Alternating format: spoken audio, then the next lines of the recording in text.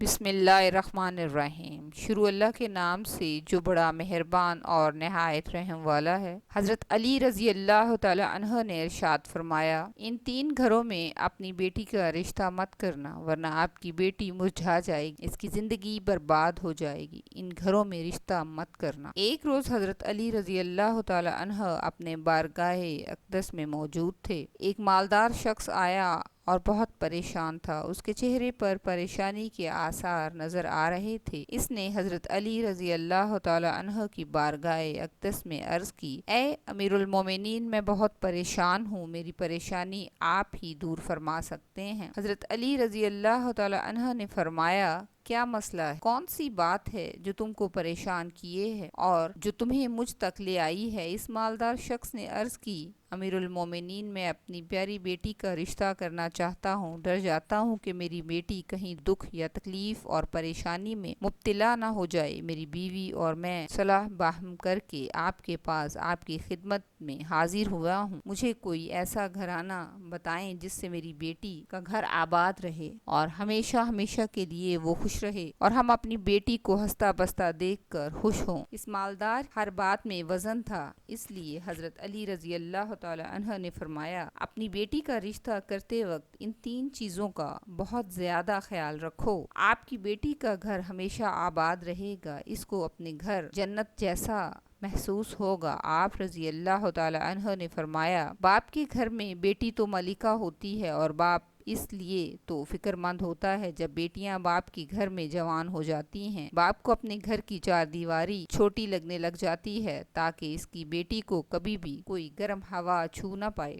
اس لیے اے مالدار شخص، نہ ہی تمہاری بیٹی کو تمہاری دولت خوش کر سکتی ہے، نہ ہی اونچے مقام والے گھر خوشی دے سکتے ہیں۔ اس لیے جب بھی اپنی پیاری بیٹی کا رشتہ کرنے لگو تو ان تین چیزوں کا خیال کر لینا۔ آپ کی بیٹی کا گھر آباد ہو جائے گا، وہ بہت خوش رہے گی۔ مالدار شخص نے عرض کی، امیر المومنین، وہ کون سی تین چیزیں ہیں اور وہ کون سے عمل ہیں جس پر میں عمل کر کے اپنی بیٹی کے لیے خوشیاں لا سکتا ہوں؟ حضرت علی رضی اللہ تعالی عنہ نے فرمایا، اے مالدار شخص، یاد کر لینا، اپنی بیٹی کا رشتہ جس جگہ طے کرو تو دیکھ لینا کہ اس گھر کے فیصلے کوئی عورت تو نہیں کرتی، مرد اس عورت کے فیصلوں پر عمل تو نہیں کرتے۔ اپنی بیٹی کا رشتہ کبھی بھی ایسے گھر میں مت کرنا ورنہ آپ کی بیٹی کا گھر بسنے سے پہلے ہی اجڑ جائے گا، آپ کی بیٹی کی دنیا خراب ہو جائے گی۔ اور ہم نے یہ اکثر دیکھا ہے، جب بیٹیوں کے رشتے ٹوٹتے ہیں تو جتنی بھی حسین لڑکی کیوں نہ ہو، وہ اس دنیا میں بے نام ہو جاتی ہے۔ اس کو گھر والوں سے پیار ملتا ہے نہ میکے والوں سے، وہ میکے والوں پر اور اپنے شوہر پر خود کو بوجھ سمجھنے لگتی ہے۔ اللہ تعالیٰ نے عورت کا خمیر ہی ایسا بنایا ہے کہ وہ اپنے شوہر کے گھر میں ہی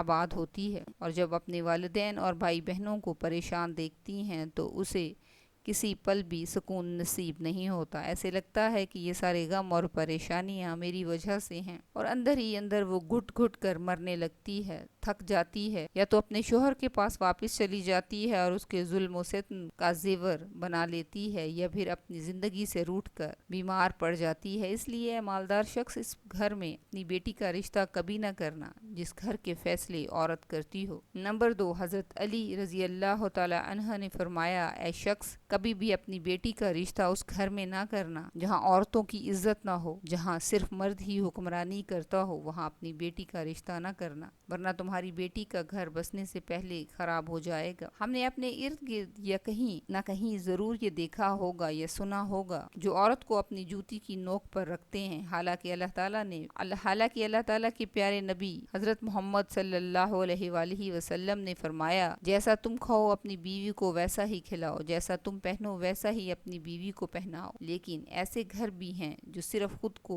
اول سمجھتے ہیں اور اپنی بیوی کو خاطر میں نہیں لاتے۔ ایسے شخص بھی ہیں جو اپنی بیوی پر ظلم و ستم کر کے خوش ہوتے ہیں اور اپنی مردانگی کو، اور اس سے ان کی مردانگی کو تسکین ملتی ہے۔ کہتے ہیں ہم اپنی بیوی کو برادری میں اپنا نام اونچا کر لیا ہے، حالانکہ وہ نقصان کر رہے ہوتے ہیں۔ بیوی کو مار کر خود کو مرد سمجھنے والے اللہ تعالیٰ کی نظر میں کس قدر رسوا ہوتے ہیں، اس چیز کا ان کو اندازہ بھی نہیں ہے۔ حضور پاک صلی اللہ علیہ وآلہ وسلم کی سنت پر عمل پیرا نہیں ہوتے، وہ اپنے لیے عذابوں کا گڑھا کھود لیتے ہیں۔ اس لیے اے شخص اپنی بیٹی کا رشتہ ایسی جگہ مت کرنا جہاں عورت کی عزت نہ ہو۔ حضرت علی رضی اللہ تعالی عنہ نے فرمایا، اپنی بیٹی کا رشتہ اس جگہ کرنا جہاں اس کا خاوند اپنی بیوی کے ساتھ نرمی، خوش اخلاقی اور حسن سلوک کے ساتھ پیش آئے، جو اپنی بیوی کے حقوق ادا کرنے میں کسی قسم کی غفلت اور کوتاہی نہ کرے، جو اپنی بیوی کا اس طرح خیال رکھے کہ کسی اجنبی عورت پر نظر نہ ڈالے، جو اپنی بیوی کو اپنی عیش و عشرت میں برابر شریک سمجھے، جو اپنی بیوی پر بھی ظلم و ستم اور کسی قسم کی بیجا زیادتی نہ کرے، جو اپنی بیوی کی خوبیوں پر ہمیشہ نظر رکھے اور معمولی غلطیوں کو نظر انداز کرے، جو اپنی بیوی کی مصیبتوں اور بیماری اور رنج و غم میں دلجوئی کرے اور وفاداری کا ثبوت دے، جو اپنی بیوی کو پردے میں رکھ کر اس کی عزت و آبرو کی حفاظت کرے، جو اپنی بیوی کو ذلت اور رسوائی سے بچائے، جو اپنی بیوی کو دیانتداری کی تاکید کرتا رہے اور شریعت کی راہ پر چلائے، جو اپنی بیوی کے اخراجات میں بخیلی اور کنجوسی نہ کرے، جو اپنی بیوی پر اس طرح کنٹرول رکھے کہ وہ کسی برائی کی طرف رخ نہ کرے۔ حضرت علی رضی اللہ تعالی عنہ نے فرمایا، اے مالدار شخص، تیسرا عمل اپنی بیٹی کا رشتہ اس جگہ بھی مت کرنا جہاں ان کے کنبہ یعنی ان کے خاندان میں طلاق بہت زیادہ ہو۔ وہ گھرانہ جتنا بھی امیر ہوگا، خواہ ان کے پاس 1000 اونٹ کی قطار ہی کیوں نہ ہو، اپنی بیٹی کا رشتہ اس گھر میں مت کرنا جہاں عورتوں کو طلاق دینے کا رواج ہو، حالانکہ ایسے لوگ اللہ کی پکڑ میں آتے ہیں۔ میرے اللہ تعالیٰ کے ارشاد مبارک تعالیٰ ہے، اللہ تعالیٰ کا ارشاد باری تعالیٰ ہے،